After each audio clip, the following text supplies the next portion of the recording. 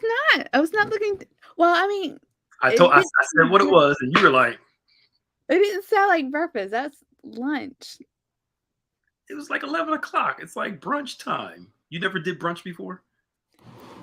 No, I do breakfast or You lunch. never had you never had brunch before? Well, when I get brunch, I just eat breakfast foods. It's not like Hello, it's the same thing. It's brunch is a mixture. People eat fried chicken and eggs for brunch. You don't like fried chicken? now. Come on now. Of course, I like fried chicken, Do you like but eggs? not for breakfast. It's chicken and waffles. It's a staple. I'm sure. Have you ever tried it before? Yeah, I've had it before. What, chicken and waffles or fried chicken and eggs? I've had chicken and waffles before. And chicken and egg, chicken fries and chicken is the same thing. Good morning, Barbara. Hi, y'all. I'm We're, sure. Good we're on to morning. we're on to our normal arguing intermission. Good afternoon, Um, everybody. I'm just a breakfast person, a lunch person, and a dinner person. Have you And ever then, had breakfast for dinner? yeah, I have I was about to on say that's special the black occasions, but like in a black family. That's normal. You'll have breakfast for dinner. pull out the Basically, cereal. basically, they don't feel like cooking regular dinner, so they make you eggs and bacon for dinner. That still works. You still gotta clean up after it. So But yeah, but it's easier to cook compared to a bunch of other stuff. yeah. Good afternoon, everybody. Welcome to Maximize Monday. Hi, Keisha. Hope you all are doing well today as I sip my cup of coffee. Pumpkin spice season is back. I looked in the store. I was like, "Yo, pumpkin spice!" I know. That's how I felt about candy corn. Mm, hey, Keisha. Hey, Barbara. Hi, Um, Keisha. if you're watching us wherever you are, if shout us out. Let us know who's watching. Again, we can't see who's watching unless you comment. Just comment. Let us know who's watching. We'd love to shout you out. And yeah, I'm excited. Pumpkin spice season is back. It used to start in September, I guess, because of the way things are. They're starting everything so early. Yeah. You didn't really hear much about candy corn in August. It was right September. This is the first time I've seen it this early, but I also heard that there's going to be a shortage Mhm. for like Wait, Halloween candy this year. mhm. So I wonder if they're just, you know, Yeah, getting them out and out the way. they claim there's a shortage, so everybody can go out and buy them. Yeah. Come on, Lindsay, join in the fun. Don't wait till next week. Now's the time. It's some pumpkin spice donuts. Uh, Those are good. yeah, other stuff. Hey, everybody. What's up, Keefe? Hey, Lindsay. How are you? Lindsay, I'm almost done. The book. Hey, Tiff. Hi, Keisha. I'm on my last Harry Potter book. Hey, Helene. Did you start reading them yet, Maya? No, I haven't. You should read them. They're really good. Like They're good. between that, when I read Divergent, Hunger Games, I read that. I Uh, read. Did I read the rest of Divergent? the I last don't think I read the last book. the last book broke my heart. That's the first book that literally almost had me in tears at the end. Yeah. What happens at the end of the last book? It just I was almost in tears. I was like, no, no. Trish. I was like, is this book gonna make me cry? I was like, oh my goodness. It was but Divergent, Hunger Games, The Maze Runner, all those dystopian books. The Giver was the first one, which Love The Giver. The Giver is my favorite child's book. Yeah. My absolute favorite. Hmm. So much revelation in it, but it's also a good book too. I love Yeah. it. No, see, I was the nerd in English class. I loved I reading believe those that. books. I really believe that. Yep. So when it was time to turn them back in at the end of the school year, Mhm. didn't happen. Kept it. The Giver is one of my. I got to go back and read it again. I haven't read it in a few years, but it's my favorite kids book of all time. Uh, Mhm. with Hunger Games close second. I love the Hunger Games series books. I It's can't get into the Hunger Games. really the movies were good, but the books were just. I can't get into the movies. It's just not my thing. I love Katniss Everdeen. I love the dystopian books. Mhm. Like Divergent, that Maze Runner. I read the Legend series. The Legend series is pretty good. What's that? It's called Legend. It's been a while since I read. I can't remember the guy's name, but it's one of those dystopian series where in the Is future. that what the Will Smith movie No, is no, no, based no, not I Am Legend. It's it's a book series called Legend. on? It fit out. I didn't know.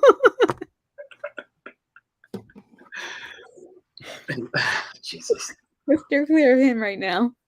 Right. Anyway, how y'all doing? If it's your first time, please type VIP. Y'all excuses.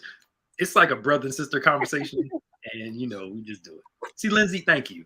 I'm telling you, we're going to start a book club, and we're going to read through some good books. I just need some people. I want to do a theology book club, but also like a regular book club. Mm-hmm. Ava, shut up. The theology book club, we read some real heavy theological books. The other one, just some fun stuff, fun reading. Yeah. And anywho, welcome everybody to Maximize Monday. Let's get to the spiritual stuff, and we hope that everybody's well today. Wrap it up, and we can talk and hit it up. Funnel cake is this coming Friday. Go ahead, Maya, put it up. Oh, sorry. I'm like, where are you going? Like,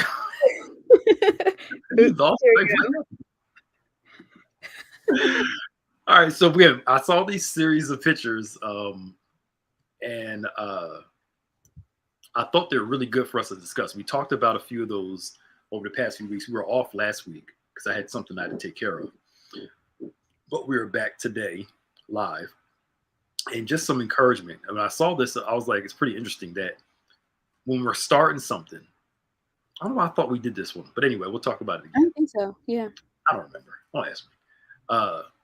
We start something, it seems so huge and something that's beyond our capability. Mm-hmm. And we often allow the appearance of the thing, or our perception of that thing cause us to shrink back from it. But the more you do it, the more you recognize that you can do it. Yeah. Right? And then eventually, when you look back on it, you realize it wasn't as hard as you thought it was. Right. They say, this saying, how do you eat an elephant? One bite at a time. The problem that people have when they're trying to do big things, they're looking at the whole thing, which you're supposed to assess the whole thing. Don't get me wrong. Mm-hmm. But don't realize that you break it up and you do part at a time, part of the time, part of the time. Yeah. Which makes it easier for you to do until eventually all those small parts add up to the whole thing. So I'll take this for example. Some people, they say they don't like to read or they're not good readers. Why don't you start off with reading 3 pages a day? And then eventually you'll find yourself reading. You'll kind of get into it. Right. 5. You get into it. So people say like, this book is long. It's 800 pages. Well, let's break it down. Mm-hmm. If you read 10 pages a day, that's 80 days right there. That is 30, 60. That's 2 months and some change, right? You can break it down. But then, of course, I don't know about y'all, but me, when I start reading, sometimes I'll read about 5 or 10. Then you get into it, all of a sudden you read the whole chapter. Yeah. But again, it's just those small things at a time. And I think sometimes, too, when we have something big like that, we think too much into it. So we kind of psych ourselves out of it. Oh my gosh, it's so much. Or if I read, like you said, 30 pages a day or 80 pages a day, I think sometimes that can be overwhelming. Sometimes you just got to do it. And like you said, so you get into it. Like, oh, this is actually good. And then you're reading even more than what you anticipated, but you just got to start. Yeah. Like a business. I don't have the money to start this business, or I don't have the expertise. Well, why don't we start with some research? Take it one bite at a time. You have a passion for it, but you don't know how to do it. Research. Mm-hmm. Go talk to people that are doing what you want to do. That's eating it one bite at a time. I think our problem is this. We want to go from idea to execution all in one moment. Mm-hmm. And that's not how it works. I mean, you've been through this stuff. We get this idea and we just want to jump to the end where it's like, no, let's take it apart. Yeah. How?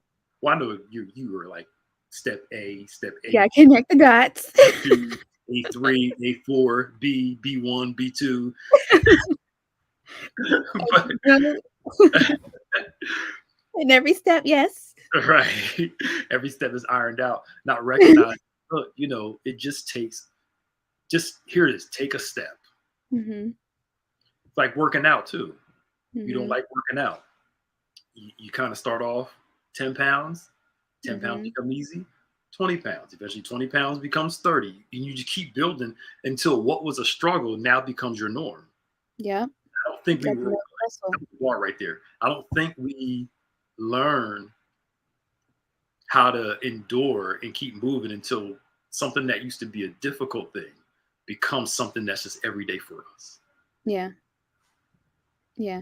I don't know, I think if it were meant to be easy, then everybody would be doing it. It's that's not the purpose of it. Mhm. It's the, continuing the keep on doing it and learning and all that goes into it that makes it what it is, Yeah. right? So, I don't know, it's the journey. Yeah, it is. And I think like I look at my kids. This is gonna be funny for you too, but they have they're kind of growing out of their well, not so too much, their finicky eating stage. Mhm. Um, it looks nasty. It doesn't sound right. Have you eaten? No, I haven't eaten before, but it just looks gross. And so I remember I was eating a peach, and this is my son was younger, and he's looking like, yeah, I don't want it. It's I'm like, gross. Yeah. I'm like, you'll like it. I'm like, I know him. He likes fruit. I'm Uh-huh. like, you're a kid. You like kids love sugar. You'll Mhm. like it. So um, brought this little piece off. This was safe, y'all. Little piece off, and I said something to him. And when he opened his mouth to respond, I flicked it right in his Oh, like right there no. in the tip, not down his throat, Oh, but like baby. right. And when he put it in his mouth, it hit his tongue. He was like, and started showing up. Like, you want some more? He's like, yes. I said, hey, Uh-huh. see, Yep. I was like, I know you. You're going to like this. But it Mhm. started off with just something that small, and Yep. eventually his taste started to expand to liking Mhm. more of it. But again, we're looking at the whole thing rather than let me just try a Yeah. little taste, Mhm. little experience, and let that develop into something else. Yep. A lot of it is just our minds and our own perceptions getting in the way because we don't like to think of ourselves as giants, you know? So we just think everything is just too big or it's too much or impossible.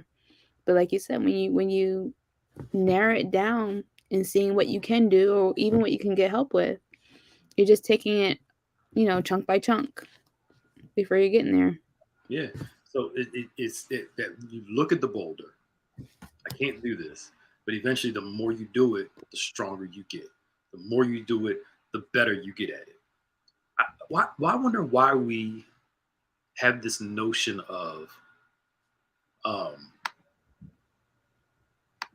yeah, just why we have this notion of I got to be great at it in the beginning, rather than Mhm. going through the phase of I'm really going to suck at this for a while. I'm not going to be good at it, but the more I practice it, the better I can get at it. Do you think we think, as the Bible says, we think too highly of ourselves? Where Yeah. where where it's okay to be bad at something. Mhm. No It's one like, likes to admit to that. but if you've never done it before, of course you're gonna be bad at it. I mean, Yeah. it's a part of the nature. It's you. I think what we do it with celebrities. We think that a person we admire has always been like that until you talk to them and they tell you, "I was horrible when I first started at this. Mhm. What I was doing, I was flimsy, flimsy. I don't know. I can't talk today. Um, you know, It was that brunch. but no, don't blame the brunch. Or whatever. But Yeah. I think it's okay. I think when you see that you can be better at something, it's okay to go through that phase of I'm not going to be good at this, Mhm. and it doesn't diminish you that you're not going to be good at a thing in the beginning. It's just if you've never done it, Yeah. That's interesting. And I think too, like, we like, the idea of being gifted or talented where it just comes easy, right? That we forget that there is still work that needs to be put into things. Yeah. Let me ask you this question, then. I'm glad you brought that up. That's a good thought. We think because somebody's gifted at a thing, it's actually Mhm, easy for them to do. mhm. But any person that I know, if they're gifted at something, they make it look easy more than it Right, actually is easy. right. I think the difference is your confidence grows, your ability grows, your technique grows. Mhm. And as your confidence grows, you make it look easier than what it actually is. Because again, the difficult becomes your norm. Right. Like people say, I don't never see you guys so nervous when you teach or preach. Trust me, there's nerves there. Mhm.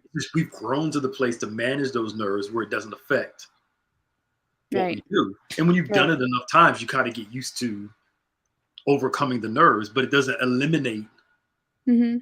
the nerves and the fears occasionally. And, And the pain, 'cause, thinking about, like, I don't know, ballerinas, like, their feet are jacked up, they're in pain all the time, but they make it look so effortless and Mhm. graceful and everything, so, that's another piece of it too that we forget about. Yeah, that is difficult. Like Mhm, when you all talk, like I love technology, but I don't like all the process of technology. So when mhm. people talk to me about editing videos and editing sound and all that comes into sound checks and all this stuff, I'm like, I'm overwhelmed. This is too Uh-huh. much. And they're like, well, this video, it worked out great, but it took me 4 hours to do it. And I'm like, 4 hours? 4 hours is great. Or whatever. I'm just saying, I'm just using Yeah. 4 hours just as but I'm like, to me, that's tedious and but again, that's Mhm, not my thing. But to mhm. somebody that loves it, that four, I was gonna say, yeah, doing that editing can go by like that.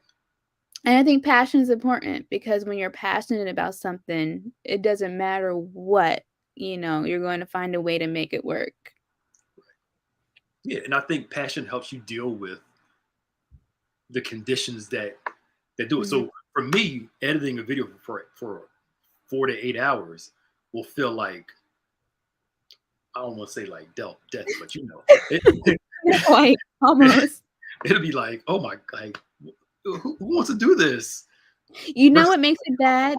but Is when, like, the technology doesn't support you, so, like, your computer crashes or your yeah, camera freezes, like, that's when you it's like, lose and have to start it all over again. "Just bury me now." Right? It's horrible. But for Yeah. somebody like me, for an area that I have passion Mhm. in, I'm like, oh, it took me an hour, 2 hours to do that, but it felt like it took 30 minutes to do because Yeah. when you're passionate for something, that passion gives you the ability, the mindset to do the process. But Mhm. uh, I think we love when that, as the picture, the rock is big and becomes small, but we don't like the process in between. Yeah. It's all a part of the journey. It is, and you can't have one without the other. You have to go through all the little minute things before you can get to the big things that we all appreciate. You're basically talking about patience, Yep. which is a hard thing for many people because we want everything microwaved. We want The it way done. we want it. I, Yeah. I think part of it is people give the illusion that everything's done overnight. Mhm. But the crazy thing is that, well, I get it. We're raising people in an environment of convenience, Mhm. and where you can get everything fast. Uh, I remember like going to restaurants, and I'm like, if you order this steak from this place, it's going to be out in 20 minutes, Mhm. if that. Probably or probably shorter than that. Mhm. If you order a steak from this place, it's going to take a little longer. Yeah. But look at the quality of what you're getting in turn. Mhm. But again, it's like you go to McDonald's, your hamburger's out there in what, less than 5 minutes, if that. Right. You go somewhere else, order a hamburger, it's going to take them a little while to prep it, get it right, season right, but the taste is Mhm. dramatically different. Yep. But we're in that thing. I gotta have it now. It's gotta be quick, Yeah. and if it's Yeah. not quick, I don't want it. Yeah. I think that, and I think sometimes too, it's hard to bounce back when things don't go to plan. So bounce back and go to plan B. Okay, if this doesn't work, let me try this. I think sometimes it's hard to accept that. Elaborate. No, I'm just thinking, fine. I think sometimes, like, and I'll just speak for myself. I'm a planner. I like to chart out, how I like things to go. And when things don't go that way, it's easy to think, oh, this isn't going to work. When that's not the case, you just need to go a different route. Yeah, yeah. Rather than give up, it's not working. Mm-hmm. How can I make this work? Yeah. You know, now that you brought it up, I can see why some people succeed and others don't. Mm-hmm. It's not that people are gifted, more gifted than others. Some people are just more determined than other people. Mm-hmm. I think that's one of the biggest things Mm-hmm. is you have people that are willing to be determined and I am going to make this work. Mm-hmm. Anybody you talk to that succeeded has that type of mindset. Now Mm-hmm. they don't have moments where they feel like giving up or rush. They have a moment where they quit, but they kind of get back in the Right. swing. I know you know it. I know people who are way more gifted than some other people, Mm-hmm. but they lack the determination and the drive. And then people that are less gifted go further Mm-hmm. because they have the drive, their determination, they have the tenacity. There are a lot of, I mean, think about it. Yeah. The biggest musical artists out there aren't the best singers. Nope. The best singer out there is probably somewhere in the storefront or somewhere where nobody ever, they may be singing in the club somewhere locally, but nobody knows who they are. Yeah. And not because of the chart, it could be other factors, but you get what I'm saying. Mm-hmm. Having a lot of gifts doesn't mean you're going to make it. Yeah. There's other factors in place. Yeah. You have to be persistent. It just takes one opportunity to open the door to something greater. But if you give up, you're not going to get there. Mm-hmm. I mean, you watch Dreamgirls, right? Well, of course you do. You like Mm. music. Now I'm going to have the whole soundtrack playing in my head today. I mean, Thank you. this is not shade at all. This is just a lot of people said this is no shade at all. Mm-hmm. Jennifer Hudson outsang everybody in that movie. She did. Everybody in that movie. Everybody. The singer's more popular than her for whatever reason. Yeah. Because it's not about just how good you sound. It's Right. other factors that people play into it, whether that's fair or not. So I'm not talking about why. I don't know why. It's not my business. I don't care really. But you get what I'm saying. I hear you. Being able to do something better than somebody else doesn't mean that, Mm-hmm. it's there. Yeah. And that's no shade to anybody, her or anybody else. It's just stating the reality. That's true. But I think that's what we do. We compare ourselves to other people instead of just being ourselves and being unique to ourselves. And that, for me, is what I think makes you stand out. Just thinking about calendars. There's 18,000 billion trillion calendars out there. Why would I want to make a calendar? But if I put my own spin on it, someone likes it, it expands, it becomes a multi-billion-dollar industry, So Yeah. it's you that makes what you're doing special. Yes. True. Because you put your little flavor on it. Yeah. Mhm. And you're right. Waiting can, Lindsay, you're right. Waiting can make you feel vulnerable and insecure. And part of that, that insecure, vulnerable stage, it almost feels like you're undressed, if I can say it like that. Mhm. And there's always that in between. It's like if you either lose weight or gain weight. You're in Mhm. between clothes. You never feel comfortable in them. Mhm.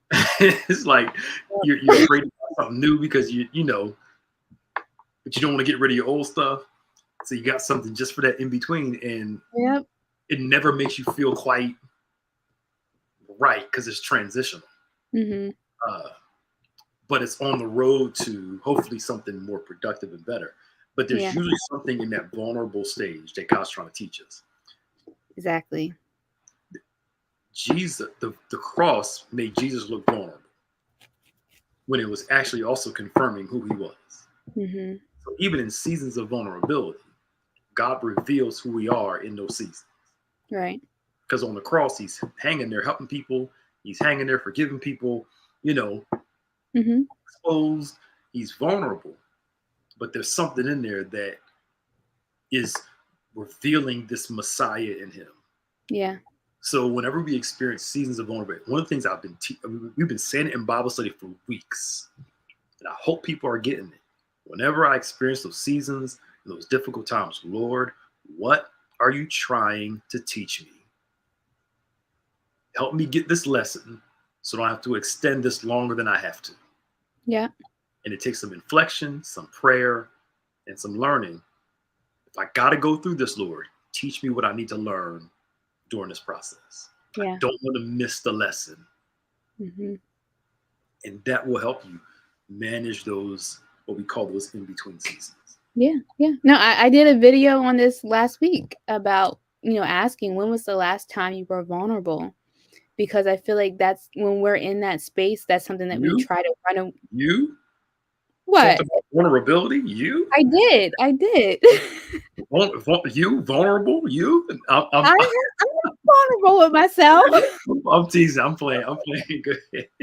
Like I was saying, I feel like we being vulnerable, that we try to run away from it, where you put ourselves in denial and not facing, what our vulnerabilities are, because like you said, there's so much growth that can come out of just being vulnerable, and healing different things that we need to heal in order to move past them. But sometimes it's just hard just to sit in that.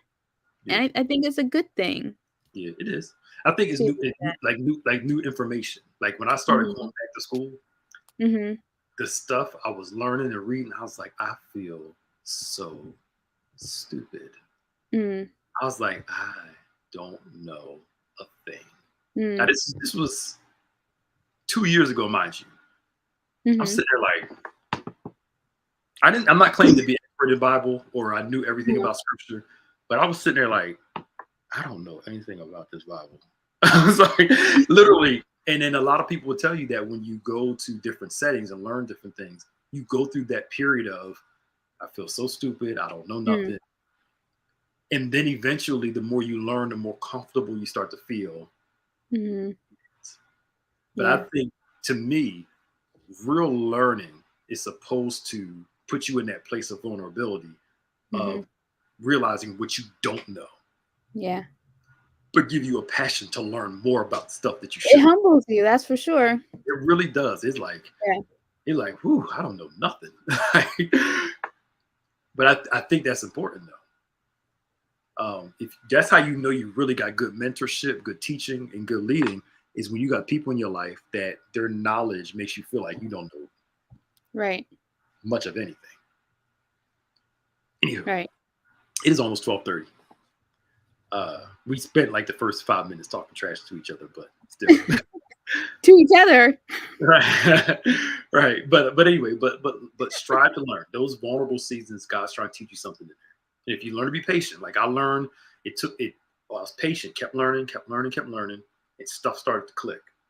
Stuff started to click. I said, okay, I'm on to something. I'm starting to kind of get it. But you go through those seasons with unknowing. And if you keep going, keep sticking with it, it'll start to kind of gel and make sense. But you have to go through that period of, being undone, as the Bible says, where you realize, you feel like you don't know nothing. Yeah. That's a good place to be. Yeah. It's a good place to be. Anywho, please don't forget to join us. What's tomorrow night? Tomorrow night, I believe it is Safe House Men's Ministry. Yep. Okay. Safe House Men's Ministry. And then on Wednesday, of course, we have our Word Impact Gathering at 7 p.m. On Point on Saturday with Emerging Worship, Saturday evening at 6. And then, I almost forgot. Fourth Friday is this week. There's a lot happening this week. So Fourth Friday experience is this Friday at 6:30 on location. So if you're in the area, we'd love for you to come out. We have food available for purchase, fun and games. And of course, gospel artist Jermaine Dolly will be here for a concert. And then this is our last week of Catch the Fire, our back to school drive. So we encourage you to, really go ahead and start collecting those book supplies, those book bags and school supplies that we can donate to our school-age children in the area. We'll be at Lindenwold High School, East Side High on Saturday, starting at 9 a.m. So don't wait till last minute, to show up, because we'll be out there until supplies last. And then we're also going to be at Forest Hill School on Monday for an event that they're having there. So I'm excited. I'm excited for, this is always one of my favorite campaigns that we do throughout the year. Yeah, it's gonna be help the kids out. Yep. Mm-hmm. Okay. All right. Well, if all hearts and minds are clear, again, thank you all for helping us with the backpack drive so far. I went to Five Below today. They were closed when I was there. No. I got there. Yeah, I didn't look at it. I was at Whole Foods and I was like, I'll stop by. It was like 6 o'clock in the morning. No, it was like after 9 o'clock. Oh, same Yeah, difference. They open at 10. Oh, I'm an early riser, so I know you like to sleep till like noon. Yeah, it's always the right time to sleep. Yeah, whatever. Have some kids and change everything up. Yeah, right. Right. You keep saying that. I believe you. Yeah. All right, y'all. We'll see y'all later. Bye. Bye.